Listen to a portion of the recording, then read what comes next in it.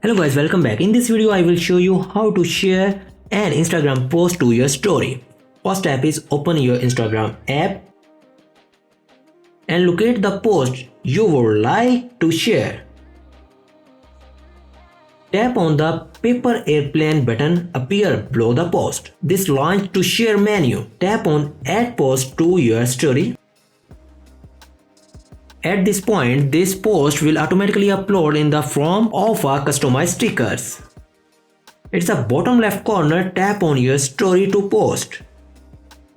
Do keep in mind that when you tap your story, the post will automatically upload. There are no confirmation pop-up, so if you are not sure you want to post this to your story for everyone to see, don't tap the your story button until you are ready.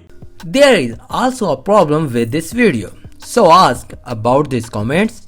Any problem related to social media and internet, let them know in the comments bar so that a video can be made on it. Please like this video and subscribe our channel and press icon for any updates and notifications. Thanks for watching.